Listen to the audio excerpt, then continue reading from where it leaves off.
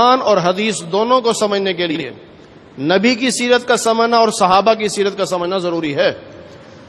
اور یہی کوشش ہو رہی ہے کہ ایک طبقہ وہ ہے جو منکر حدیث ہے، وہ کہتا ہے نبی کو بیچ میں سے نکال دو، براہ راست قرآن سمجھو، جن کو پرویزی کہا جاتا ہے، منکر حدیث کہا جاتا ہے، جن میں سے آج کل ایک فتنہ جاوید غامدی کا بھی ہے، وہ بھی منکر حدیث ہے، مرزائی منکر حدیث ہیں، ان کے نقش قدم پہ چلنے والے سارے منکر حدیث ہیں.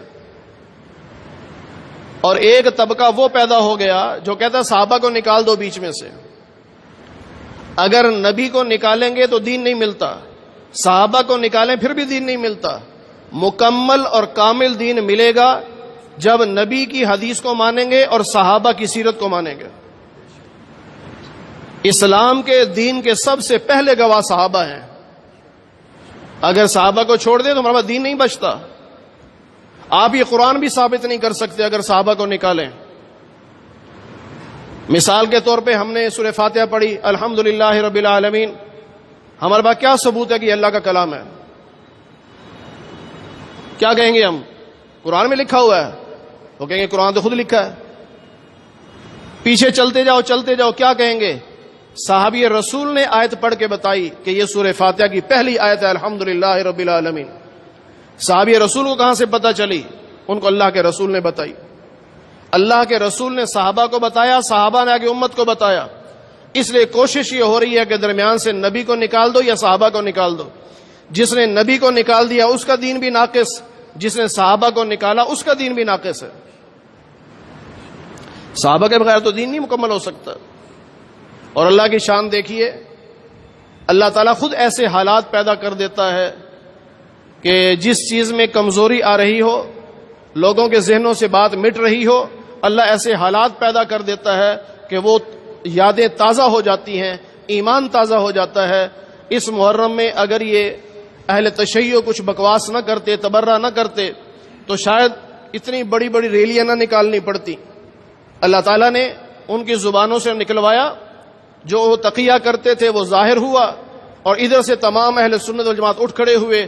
اور وہی کراچی کا ایم اے جناح روڈ جہاں پر صحابہ پر لعنت کی گئی تھی، وہیں پر لاکھوں کے مجمع نے آ کر صحابہ کی عظمت کا ڈنکا بجایا، صحابہ کی تعریف کی ہے، صحابہ کی مدح و ثنا کی ہے، صحابہ کو جنتی کہا ہے.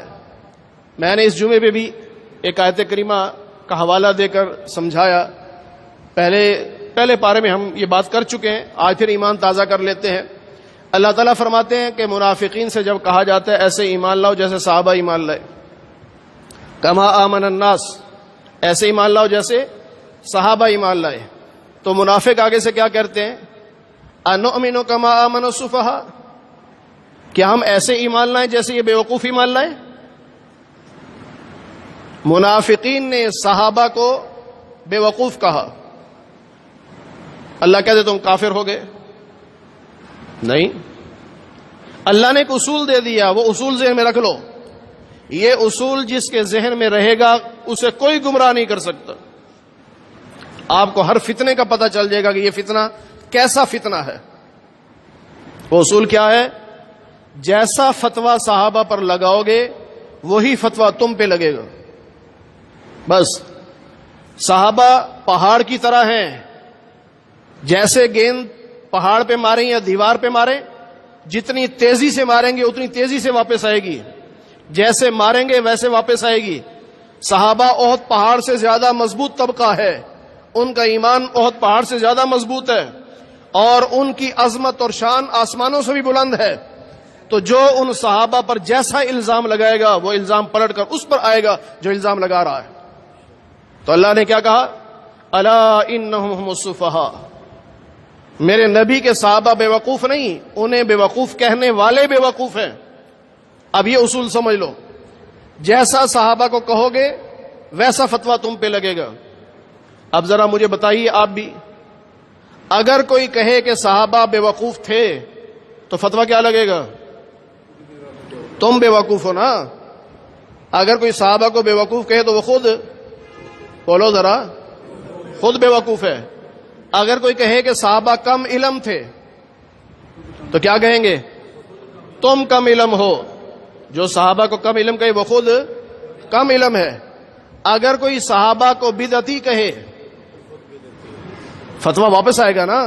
جو صحابہ کو بدعتی کہے گا وہ خود, جو صحابہ کو فاسق کہے گا وہ خود, جو صحابہ کو بے ادب کہے گا وہ خود, جو صحابہ کو مشرک کہے گا وہ خود, جو صحابہ کو کافر کہے گا. ہم تو نہیں کہہ رہے بھائی, ہم نے تو کافر نہیں کہا. رب کے قرآن نے تمہیں کافر کہا ہے کیونکہ تم نے صحابہ کو کافر کہا تو فتویٰ پلٹ کے تمہاری طرف آیا. اللہ جواب دیتے ہیں میرے نبی کے صحابہ کافر نہیں, انہیں کافر کہنے والوں تم کافر ہو. اب آپ پرکھ لیں, جو بھی آپ کے سامنے گفتگو کرے گا آپ دیکھیں صحابہ کے بارے میں اس کا نظریہ کیا ہے. اگر وہ کہتا ہے صحابہ بدعتی ہیں تو آپ سمجھ جائیں یہ خود بدعتی ہے. اگر کہ صحابہ مشرک ہے تو سمجھ جائیں یہ خود مشرک ہے. اور کہیں کہ صحابہ نے دین ہم تک صحیح نہیں پہنچایا تو سمجھ لیں کہ یہ غلط ہے. اگر کہتا ہے صحابہ نے دین کو چھپایا ہے تو سمجھ لیں یہ دین چھپا رہا ہے. اور کوئی کہے کہ صحابہ اہل بیت سے نفرت کرتے تھے, سمجھ جاؤ صحابہ نہیں کرتے تھے, یہ خود اہل بیت سے نفرت کرتا ہے. تو جیسا الزام صحابہ پہ لگائے گا پلٹ کے اس پہ آئے گا. تو ذرا اپنی شان بھی تو دیکھ لو. آپ سب کیا کہتے ہو, صحابہ کیا ہیں؟ تمام صحابہ کیا ہیں؟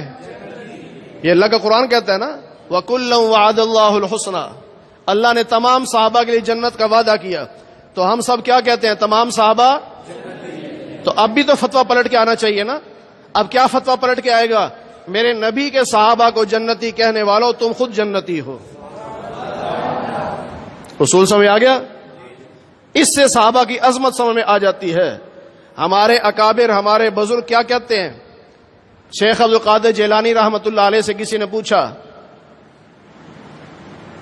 کہ امیر معاویہ کا مقام آپ کی نظر میں کیا ہے؟ صحابی رسول ہے نا, کیا مقام ہے؟ فرمائے لگے شیخ عبد القادر جیلانی رحمۃ اللہ علیہ فرمائے لگے کہ جس گھوڑے پر امیر معاویہ سوار ہوں اور اس گھوڑے کے پاؤں سے مٹی اڑے اور وہ گھوڑے کے وہ مٹی اڑے اور وہ مٹی اڑ کر میرے اوپر آ جائے تو امیر معاویہ کے گھوڑے کے قدموں سے اڑنے والی مٹی میرے اوپر پڑے تو میں سمجھوں گا کہ میری نجات کے لیے کافی ہے. یہ صحابہ کا مقام ہے. عبداللہ بن مبارک سے کسی نے پوچھا حضرت امیر معاویہ کی شان زیادہ ہے یا عمر بن عبدالعزیز کی شان؟ اس پہ عبداللہ بن مبارک نے فرمایا کہ امیر معاویہ جس گھوڑے پہ سوار ہیں اس گھوڑے کے پاؤں سے مٹی اڑ کر ناک میں جائے اور وہ ناک میں میل بن جائے. فرمایا عمر بن عبدالعزیز اس گھوڑے کے ناک کی میل کے برابر بھی نہیں, کیونکہ وہ تابعی ہے بلکہ تابعی بھی نہیں ہوگا, اور یہ صحابی رسول ہے. تو ساری دنیا کے ولی جمع ہو جائیں ایک صحابی کے رتبے کے برابر نہیں ہو سکتے. تو آج صرف یہ اصول ذہن میں رکھ لیں بس صحابہ کے بارے میں. جو جیسا صحابہ کے بارے میں کہے گا آپ فوراً سمجھ جائیں یہ کیا کہہ رہا ہے, بس یہ خود وہ ہے. ایک دو حوالے دے دوں. ایک طبقہ ہے جو کہتا ہے 20 رکعت تراویح صحابہ کی بدعت ہے. 20 رکعت تراویح حضرت عمر کی بدعت ہے, نام لے کہتے ہیں حضرت عمر کی بدعت ہے. اب اس کا مطلب کیا ہوا, اس نے حضرت عمر کو کیا کہا, بدعتی کہا نا. جو یہ کہتا ہے کہ 20 رکعت تراویح حضرت عمر کی بدعت ہے تو مطلب کیا ہوا, وہ حضرت عمر کو بدعتی کہتا ہے تو فتویٰ کیا لگے گا, اور تم بدعتی ہو. صحابہ بدعتی نہیں, تم بدعتی ہو. ایک اور اٹھتا ہے وہ کہتا ہے جمعے کی دوسری اذان حضرت عثمان بن عفان کی بدعت ہے, لہذا جمعے کی ایک ہی اذان ہوتی ہے. کہتے ہیں دوسری اذان حضرت عثمان کی بدعت ہے. تو گویا اس نے کیا کہا کہ حضرت عثمان بدعتی ہیں. تو ہم کیا کہیں گے, عثمان بدعتی نہیں ہو سکتے, انہیں بدعتی کہنے والا خود بدعتی ہے. تو صحابہ کے مقام کو سمجھو اور ہر وقت ایک ہی نعرہ, ایک ہی ایمان ہمارا, ایک ہی نظریہ, ایک ہی عقیدہ, تمام صحابہ جنتی ہیں. جب ہم یہ عقیدہ رکھیں گے تو اللہ بھی فرمائیں گے میرے نبی کے صحابہ کو جنتی کہنے والوں جاؤ تم جنتی ہو. الحمدللہ رب العالمین والعاقبۃ للمتقین والصلاۃ والسلام علی سید الانبیاء والمرسلین وعلی آلہ واصحابہ اجمعین. اے اللہ ہم سب کے